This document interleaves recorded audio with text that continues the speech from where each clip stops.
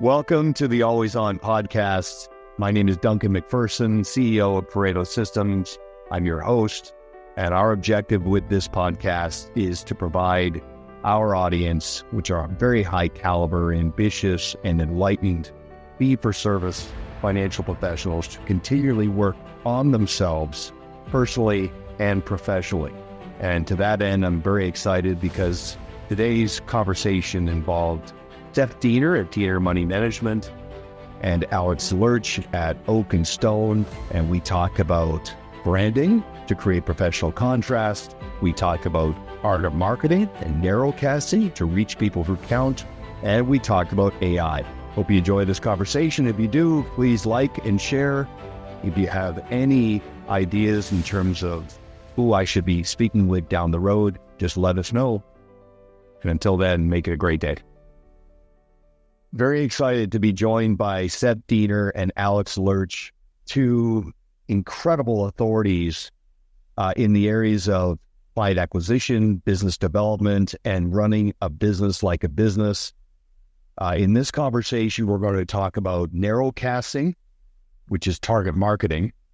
We're going to talk about branding to achieve professional contrast, which means basically expanding how you're perceived beyond just being a person with technical ability and good intentions, but also the practice and the process.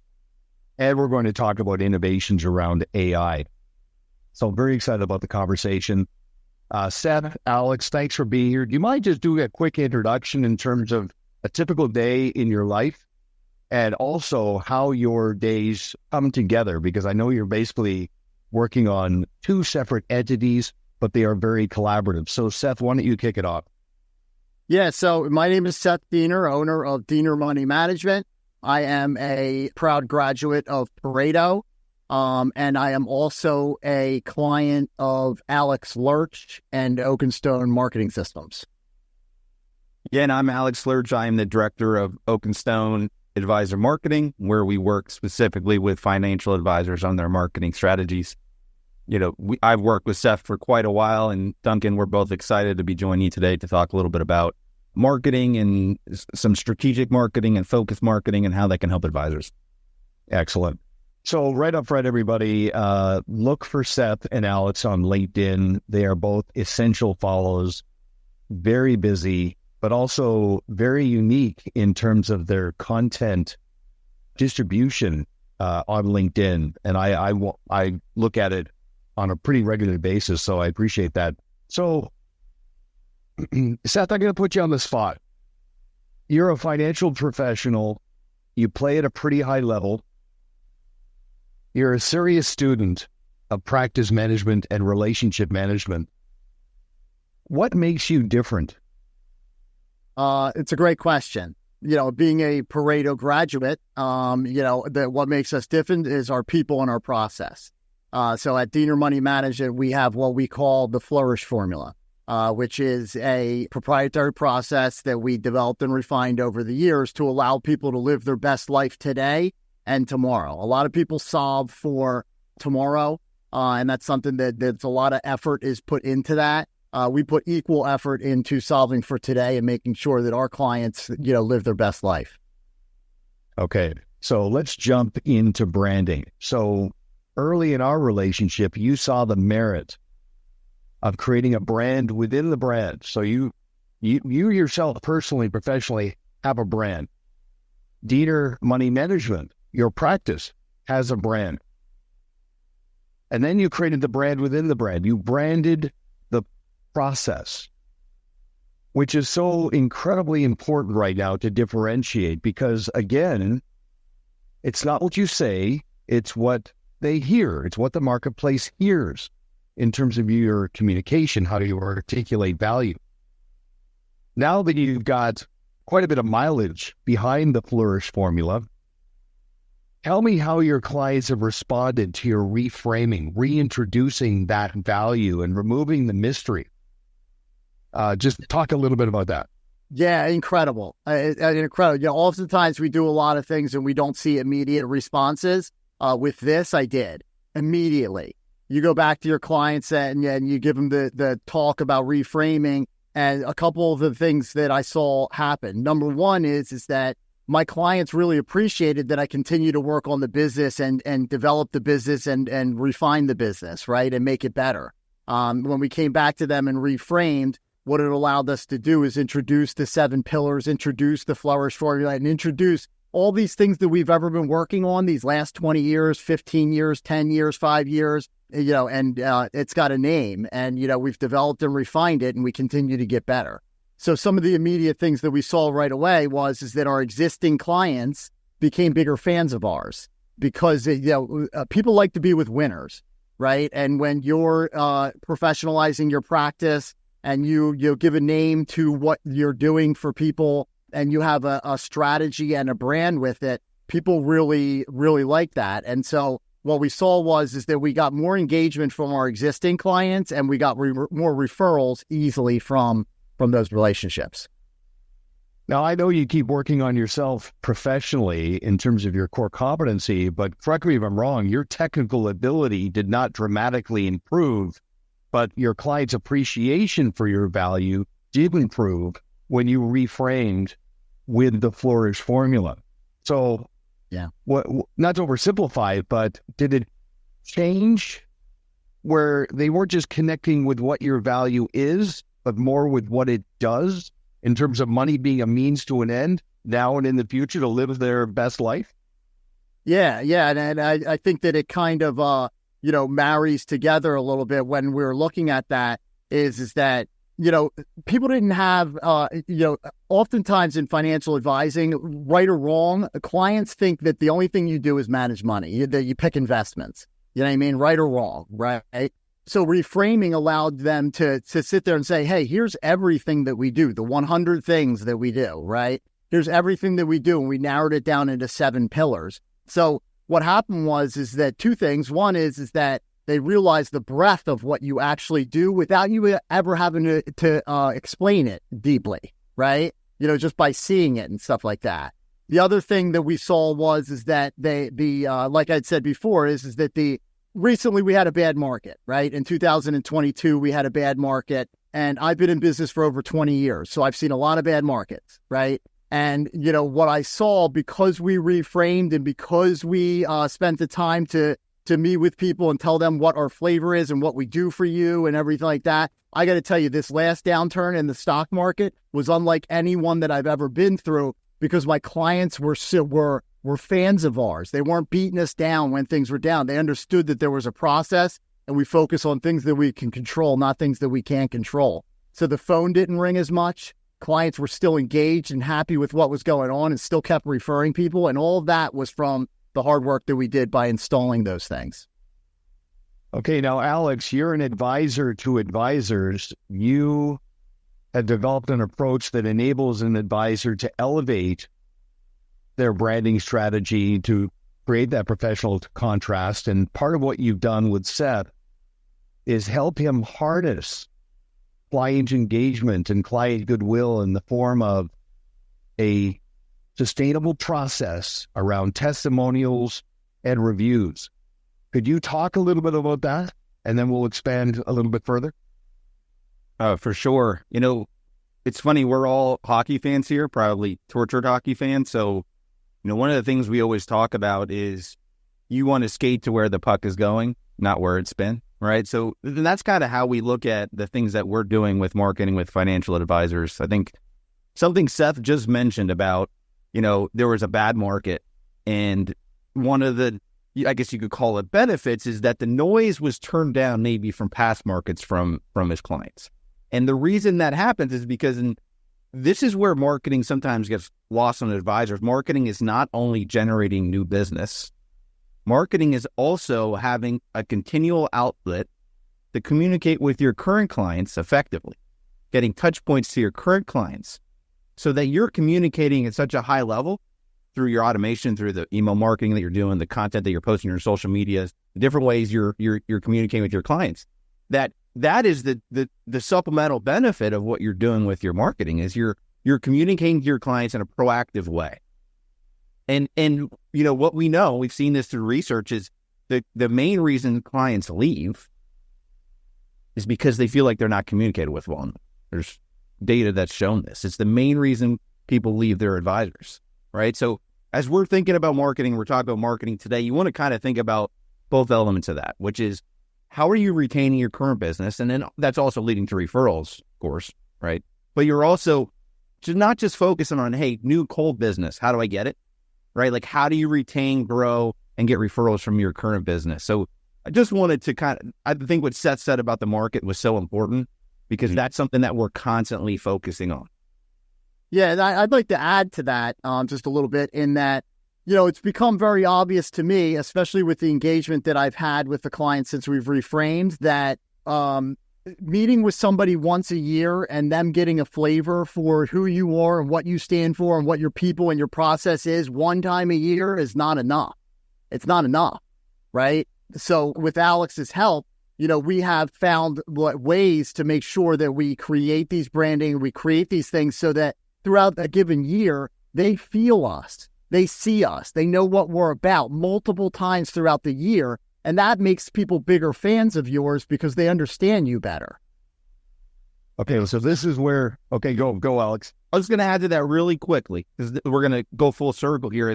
And that's the beauty of having been through Pareto systems and the coaching and understanding the system, because that's giving you the game plan.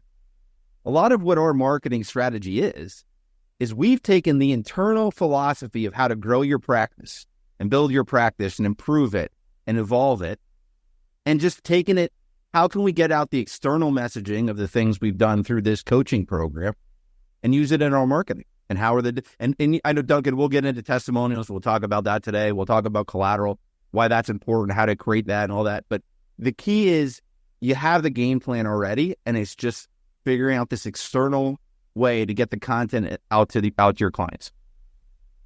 Okay, so giving your process an identity adds to your fee worthiness. It removes the mystery, demystifies your value, makes it more panoramic. You're no longer just an asset manager.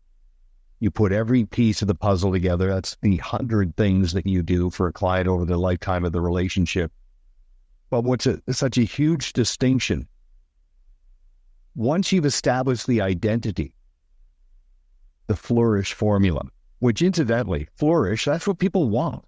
They want to flourish. And it's not promissory around performance of an investment product. It's what it means to be your client. Flourish, formula, form, speaking to the goals-based planning approach you have.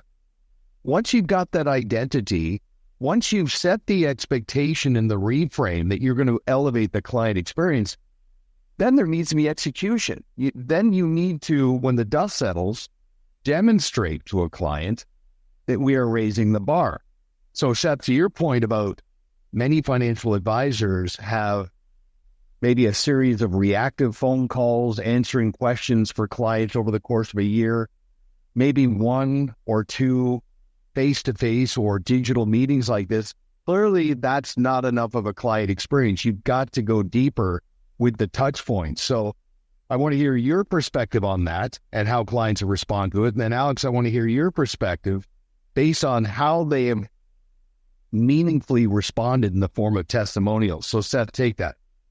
Yeah. So Alex is going to speak a little bit to it too. The testimonial situation has been one of the best things that happened to a financial advisor's marketing wise, in a long time, maybe ever. Right. The testimonials. So I'll speak a little bit. We're going to talk about niches, right? We have a AAA client, an ideal client that we work with. The second A stands for attitude. We work best with people that have ambitious goals. Usually they're ambitious pharmaceutical executives. We work best with people that have ambitious goals, and we love building plans for them. People that are bought into their financial success. They want it, right? And they want the best life today, and they want the best life tomorrow, right?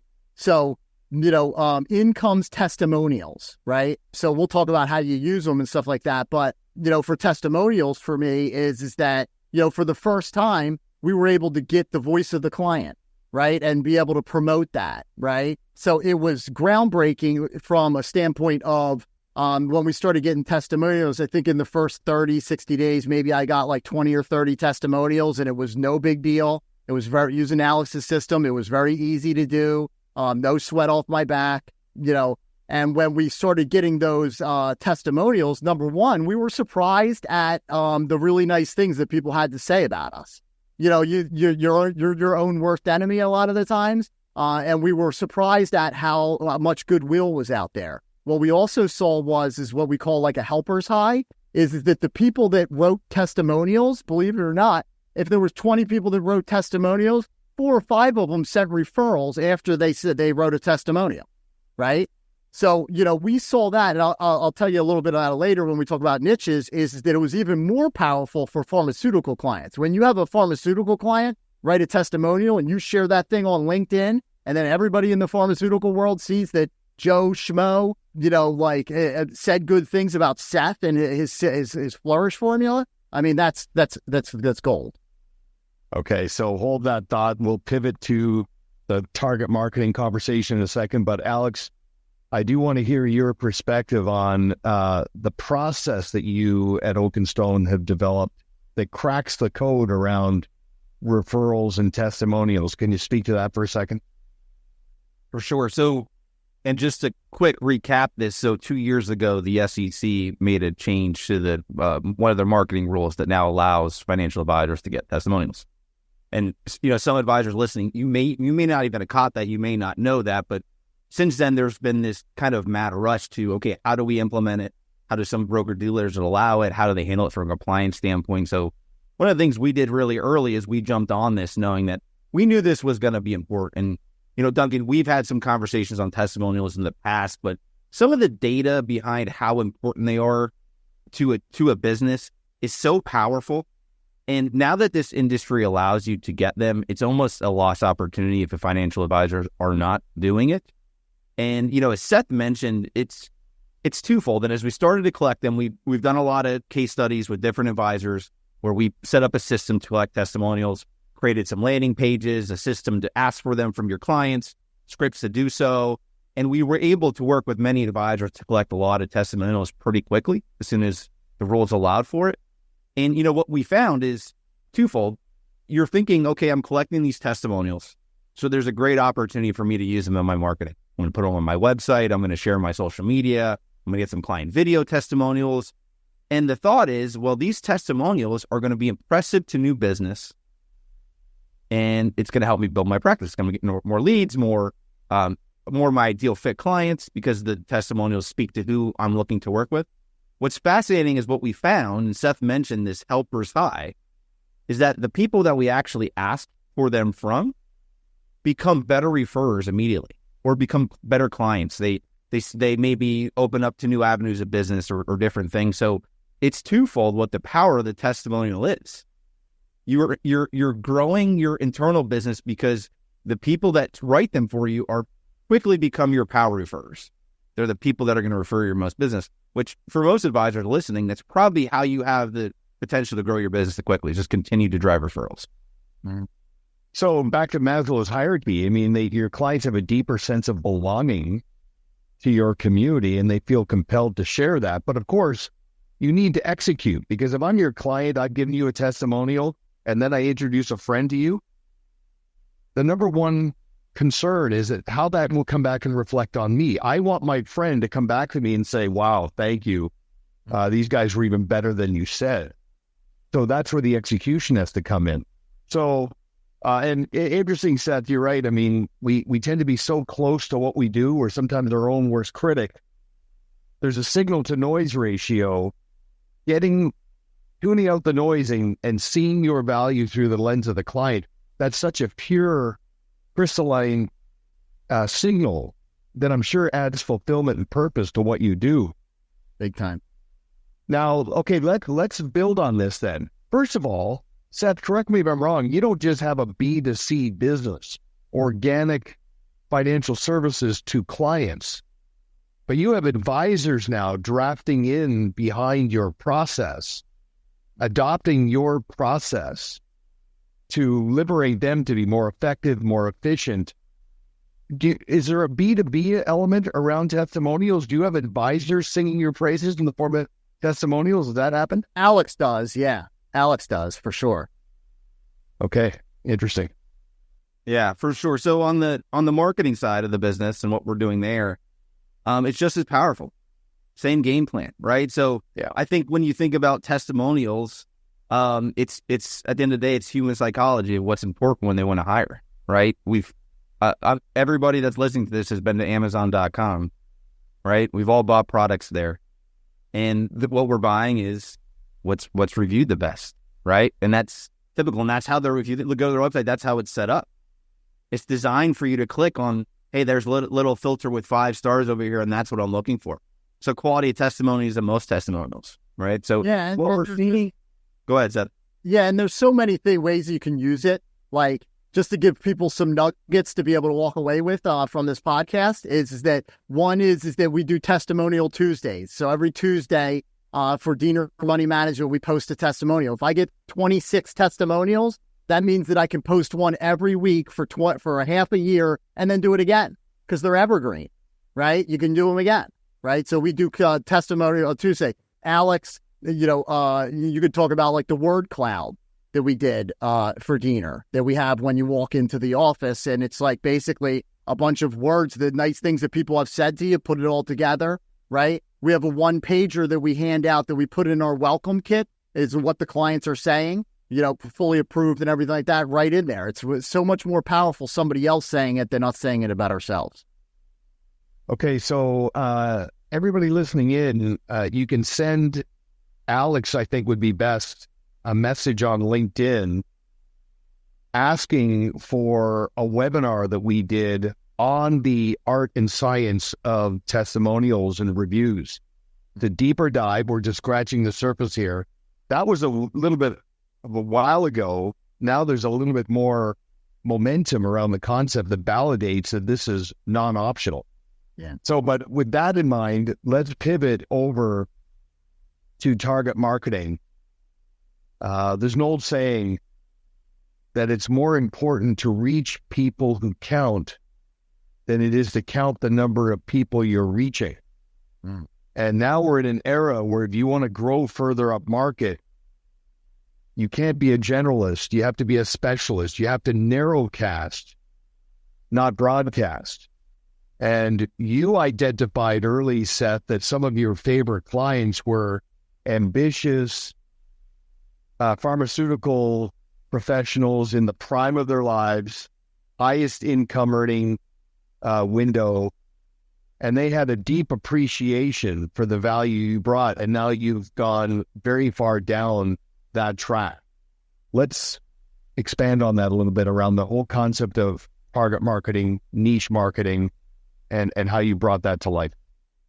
Yeah. So so we identify one of the steps in Pareto for those listeners that have done it or haven't done it before. One of the first steps is to not only identify your best life, but also identify your ideal client, right? So we spent a lot of time with the coach sitting down saying, what does that person look like? And you just have to look inward. Like when you have a meeting with somebody or you build plans and you do certain things with certain kind of people, and that for me was pharmaceutical people.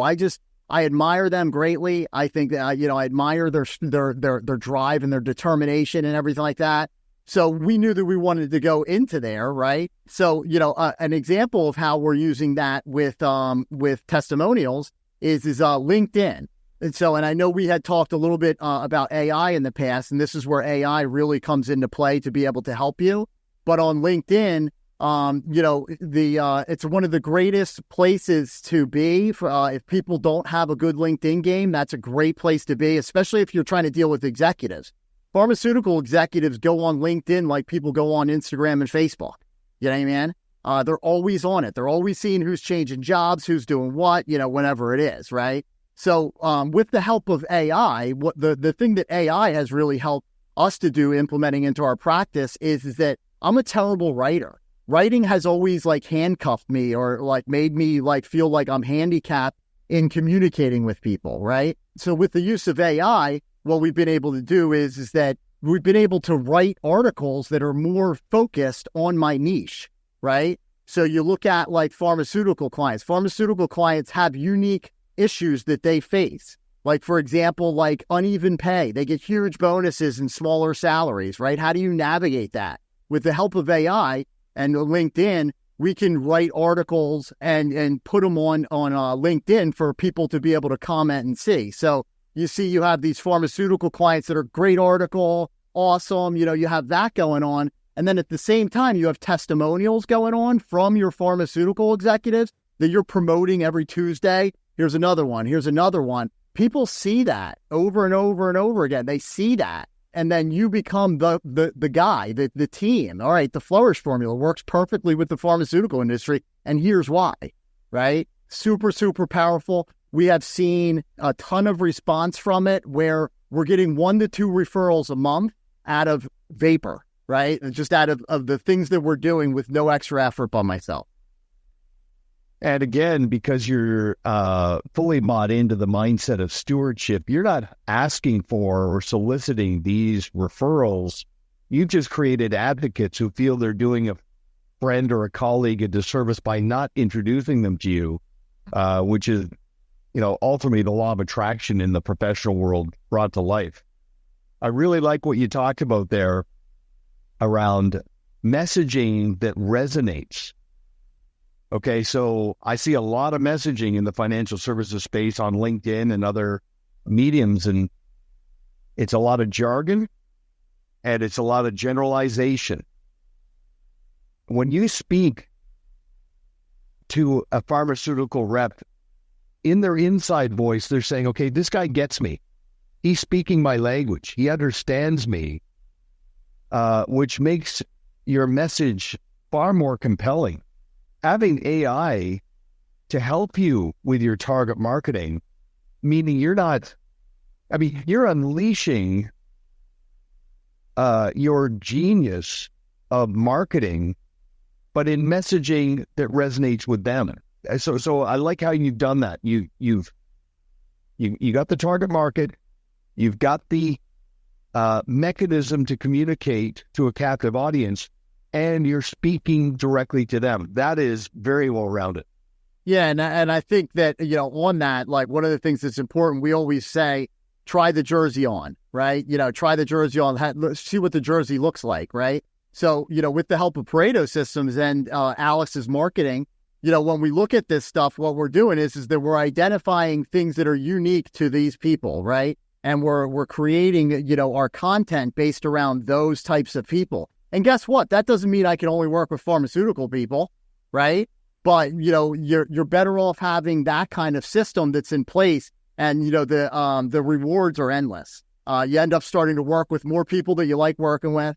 You end up helping more people. But our marketing systems, just like you said, we're not asking for somebody to come buy our stuff or see us or anything like that. We are sitting there just passing along what other people are saying about us and then being helpful.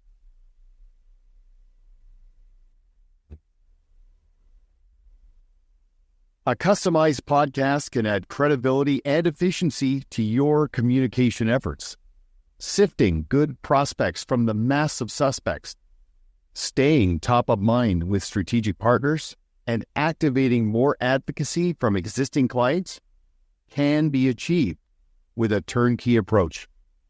Learn more at proudmouth.com.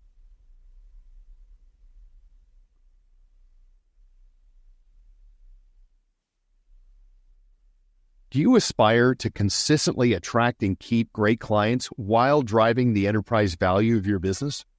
Do you want to achieve professional contrast by supplementing your technical ability with a consistent client experience driven by best practices? The Blue Square Toolkit brings the proven Pareto Systems philosophy and process to life in a way that tethers your team so that you can competitor-proof your clients, gain their full empowerment, and attract quality referrals, all while restoring liberation and order in your life, and all in an intuitive, easy-to-use, turnkey solution. Visit bluesquaretoolkit.com to get your 14-day free trial today.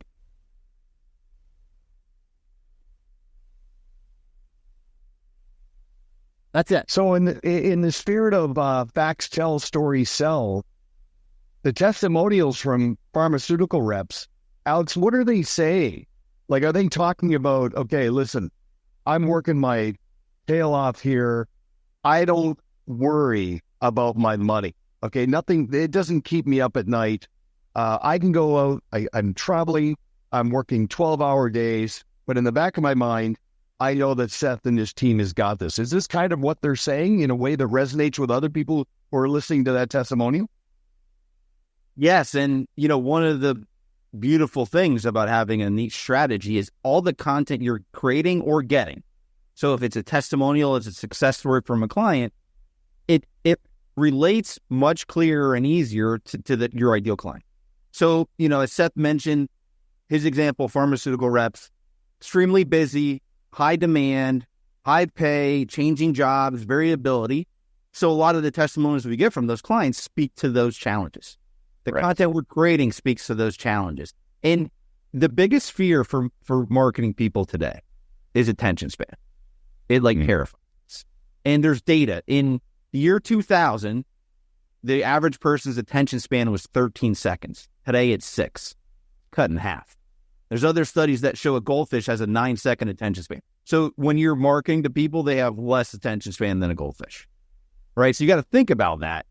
So you got to get your message. You have 6 seconds. So if it's something that's written, it's a picture, it's a video, whatever it is, whatever your message is if you can't relate in the first 6 seconds of their attention, then you're not going to catch them. So when we're targeting to a niche group, that first sentence or that first line of the video has to speak directly to that group. And when you have a niche strategy, it's easier because the message that first thing you say can speak specifically to a pain point that they have. It's harder to do that with a generalist strategy than a niche strategy. Well, it's interesting you say that because yesterday I had a conversation with an advisor about the importance of a hook. You need a hook that gets their attention, right? Because the hook is, I see a hook, it's either a me too or a so what. Me too, that speaks to me, so what, I just dismiss it. But then you got to be mindful that it's not clickbait. You've got to have the goods. Once you got their attention in that 9, 12, 15 seconds, whatever the case may be, and they say, okay, I'll opt in, I'll actually invest some of my time and get into this content, you better have the goods beyond the hook. Mm-hmm. And that continually is speaking in a way that resonates with the audience. That's the art and science of target marketing. Okay, so let's talk a little bit about AI. I'm so far down the AI rabbit hole, and the more I learn, the more I realize that every sector, every aspect of every sector in the marketplace is going to be impacted by this technology. For sure. I'm blown away that OpenAI formed as an entity in 2016. It went live, I believe, in November of 2022. And the adoption, I've never seen anything like it. And here's the thing, in technology, we normally equate technology evolving based on Moore's law, right? Processing power will double every 14 months. I am seeing innovations in AI on a daily basis. There are stealth drops that occur virtually every day. Things that out of nowhere where I look at it, I go, are you kidding me? So you think of Sora. So you're telling me I can give it some text and it will produce a video for me in seconds? And some of the video is indistinguishable. You think about the old saying, seeing is believing. It's unbelievable now what's real and what's virtual. Now, the cool thing about that, because that scares some people, there's also a counter aspect with AI in that there's AI that will detect if something produced is AI. For example, GPT-0, in universities, they use this all the time to make sure that someone's submission is authentic and not, crowdsourced. So it's absolutely not optional that a financial professional at least have a working understanding for how this is going to impact your life. As a financial advisor and looking at literally the trillions of dollars that are moving in the direction of AI, but also as a user in terms of how to be more efficient, how to narrowcast, to your point, Seth. So with that long-winded backdrop, Seth, let's talk about how you're embracing AI. Yeah. So I agree with you on the sentiment of that. I mean, a lot of smart people that are smarter than me, believe that AI is the most important invention since the invention of the internet. And for those that are messing around in it and seeing what it does and everything like that, everybody believes it. We're all on the same page. So I talked about like the biggest thing from a financial advisor standpoint that AI has done for me running my practice is gotten rid of that writer's block thing. You know what I mean? Like I want to send an email to somebody. Like the other day, everybody beats you up in the beginning of the year for tax forms, right? And you're waiting to do that. So I quickly crafted an email with ChatGPT with some of the things to look out for, put it together, sent it through compliance. It was boom, done, right? Content surrounding, pharmaceutical clients, they get what's called long-term LTIs, long-term incentives, which are in the form of stock options and things like that. So we can create content using ChatGPT that is way more eloquent than I am ever. You know what I mean? Or anybody in my office. It's a better writer than anybody in my office. Sorry, Alex. Everybody. But it's like, it allows you to refine it and do all that stuff so that like you now I'm a good writer.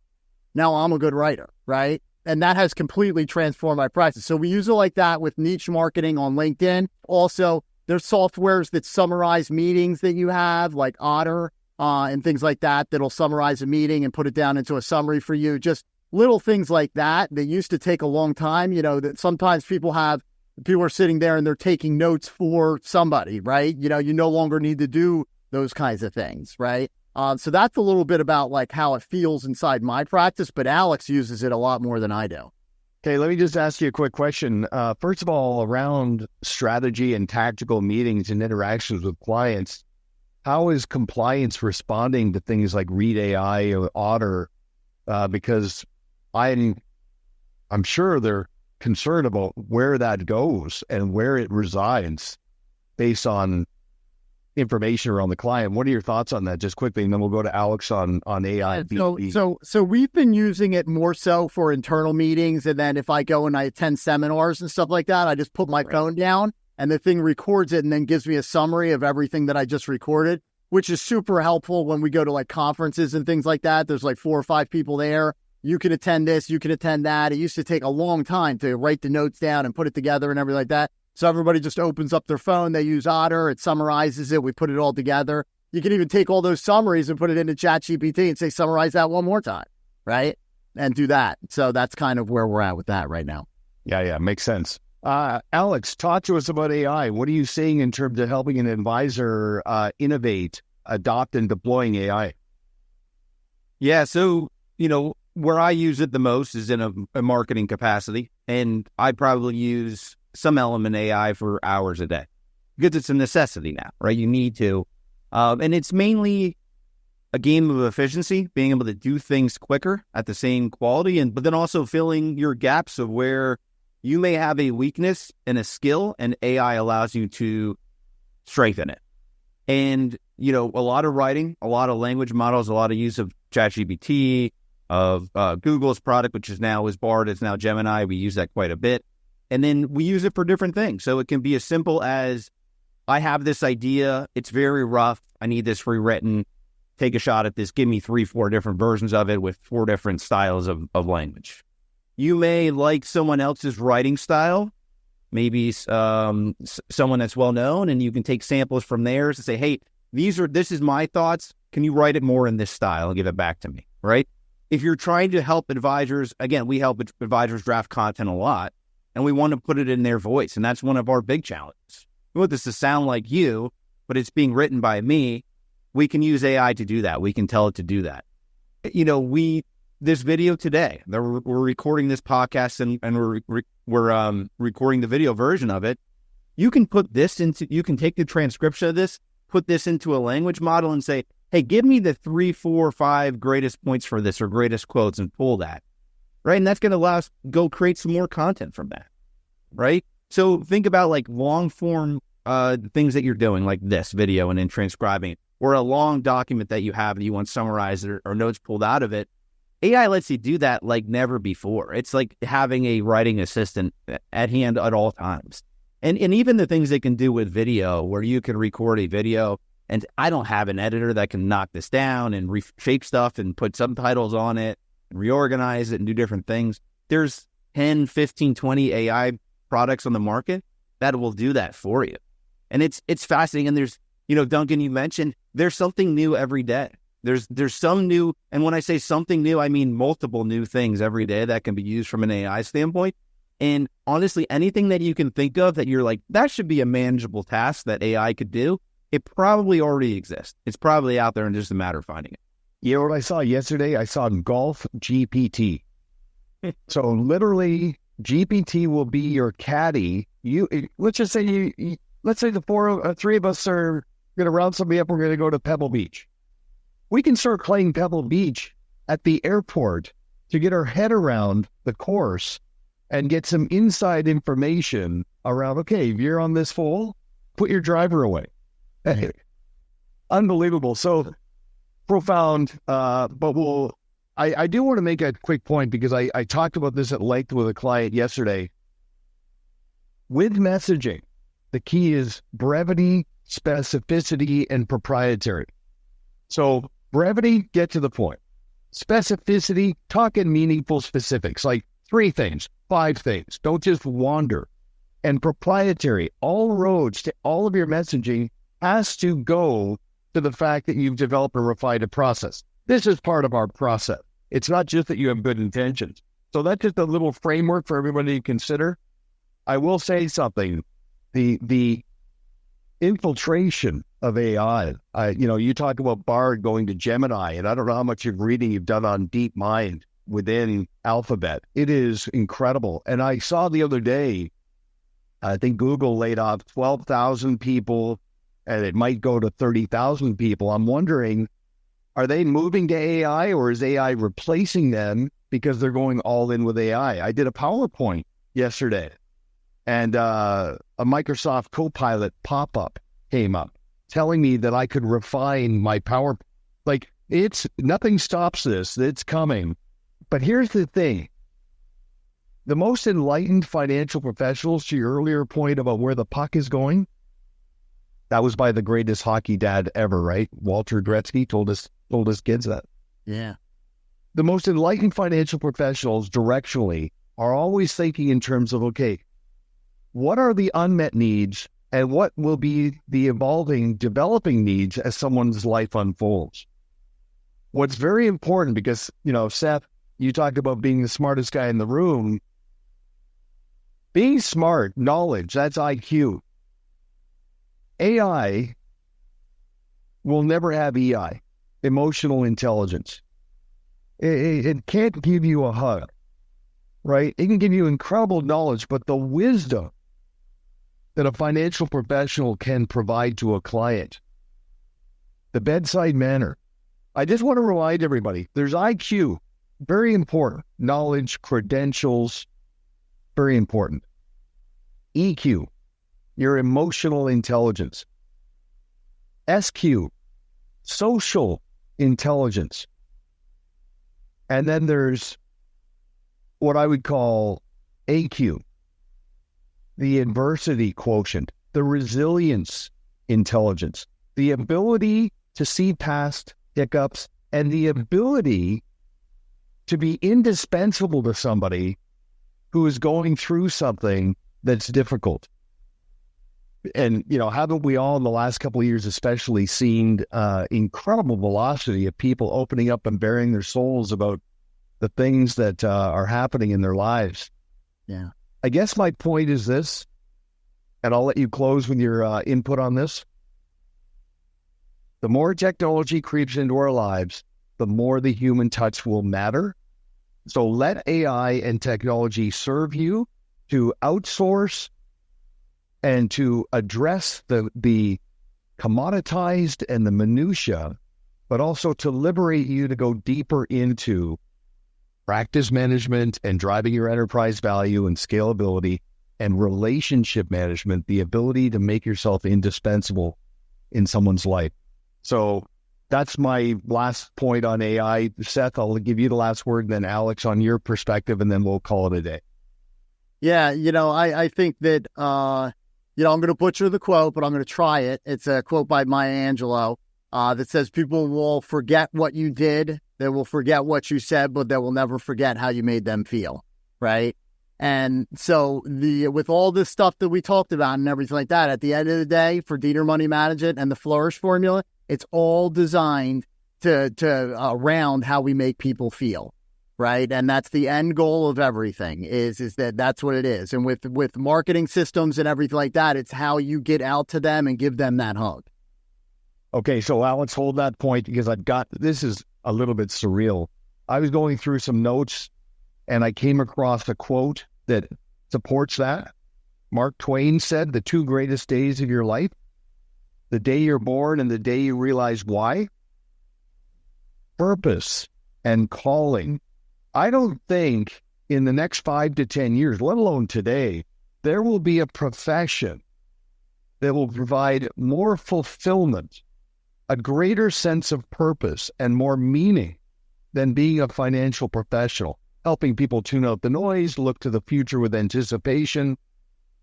Just remember, all of the things that we've talked about will amplify the fulfillment and purpose around what it means to be a financial professional. So a great point. Alex, I'll give you the last word here. Yeah, I'll just, summarize here by saying all marketing really is it's sharing externally at the core of who you are. That's really what you're doing. And you're strategically finding ways to do that. But at the end of the day, we're talking about AI. It is what you put into it. If you're just asking AI, hey, write me this article about this topic, it's not going to resonate. It's not going to be quality. So, when you're thinking about getting into AI, and you certainly should look into using AI and how it can benefit you. As Seth and Duncan just said, start with who you are at the core. Make sure you have an understanding of how to use AI to speak in your language, to get to the key of what matters to you, what's going to matter to your clients, because that's really important. Yeah.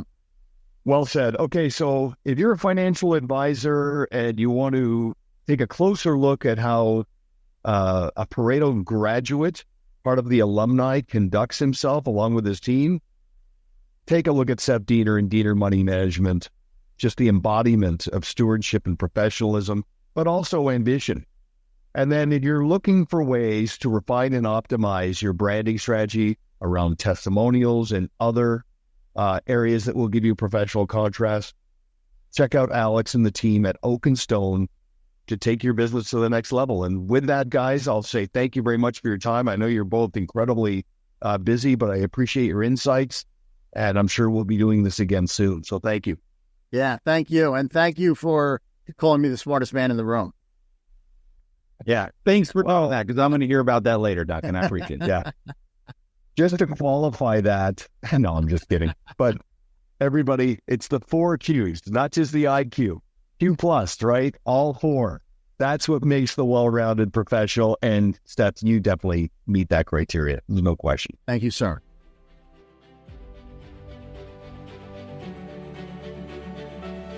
Thank you for listening to Always On with Duncan MacPherson, where our objective is to enable professionals to always be working on their business and on themselves. Want to learn more about Duncan and his team? Visit ParetoSystems.com. Don't forget to click the follow button below to be notified when new episodes become available. The information covered and posted represents the views and opinions of the hosts and/or guests and does not necessarily represent the views or opinions of Pareto Systems. The content has been made available for informational and educational purposes only. This podcast is powered by Proudmouth, the Influence Accelerators. If you're like me and want to spend more time educating people and less time selling, Proudmouth helps turn Main Street experts like you into trusted mainstream authorities. They will help amplify your influence over a growing audience of magnetically attracted fans. Visit proudmouth.com to learn more.